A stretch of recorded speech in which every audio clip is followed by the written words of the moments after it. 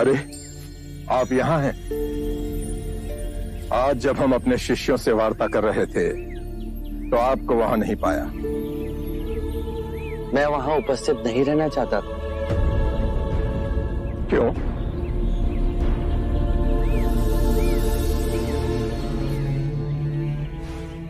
आप अपने शिष्यों को संबोधित कर रहे थे। यदि स्वाभाविक कोई प्रश्न मेरे मन में जागता तो आपके शिष्यों के सामने उसे पूछना आपको दुविधा में डाल सकता था। परंतु यहाँ तो एकांत है। अब हम वार्ता कर सकते हैं। कृपा करें, आप दुख के संबंध में कुछ कह रहे थे। क्या आप ये मानते हैं कि दुख सत्य है? क्या आप ये भी मानते हैं कि दुख के कारण भी है? हाँ। यदि कारण है तो दुख तो रहेगा, और यदि कारण ही समाप्त हो जाए तो दुख भी लुप्त हो जाएगा, जैसे सूर्य के प्रकाश से अंधेरा। आप सुनी सुनाई बातें नहीं कहते, अपने गहन अनुभव के आधार पर कहते हैं। आप धर्म और सिद्धांत की नहीं, देखी हुई बातें कहते हैं। आपने कहा कि मुक्ति का मार्ग है अपने विवेक को जगाना और गूढ़ ध्यान में लिप्त हो जाना, जिससे मनुष्य स्वयं को और इस संसार को भली भांति समझ सकता है। परंतु एक प्रश्न है, ये जो सारी विधियां हैं, रीतियां हैं, पूजा पाठ हैं, क्या ये सब व्यर्थ है?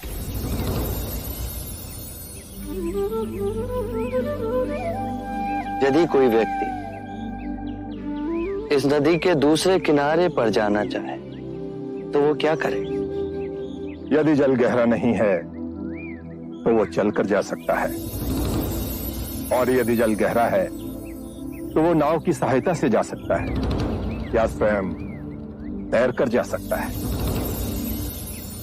यदि वो चलना ना चाहे और ना ही तैरने को तैयार हो और ना ही नाव ले जाने को तैयार हो, और वो कहे कि मैं प्रार्थना करता हूं इस नदी का दूसरा किनारा स्वयं चलकर मेरे पास आ जाए, तब तो ऐसे व्यक्ति को मूर्ख कहेंगे, महामूर्ख। इसी प्रकार यदि व्यक्ति अज्ञान और भ्रांति को अपने विवेक से मिटाएगा नहीं तो परम आनंद और मुक्ति के दूसरे छोर पे कैसे पहुंच पाएगा? चाहे वो पूजा करे या अनुष्ठान या व्रत करे या किसी नीति पर चले, वो इस किनारे ही रहेगा। हमने सारे शास्त्रों को पढ़ा, उन पर व्याख्या की, परंतु जीवन के इतने जटिल सत्य को इतनी सरलता से किसी ने नहीं समझाया, किसी ने नहीं समझाया। आप इस भटकती मानवता को परम ज्ञान का मार्ग दिखाएंगे। आप करुणा के सागर हो। हे बुद्ध, आप हमें अपना अनुयायी स्वीकार करें।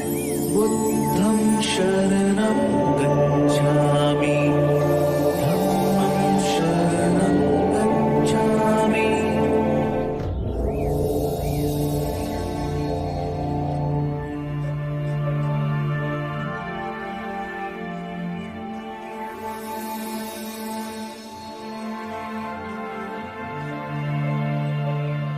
हे पराक्रमी, हे युग पुरुष, आज बुद्ध की शरण में हम आते हैं, आज धर्म की शरण में हम आते हैं, आज संघ की शरण में हम आते हैं।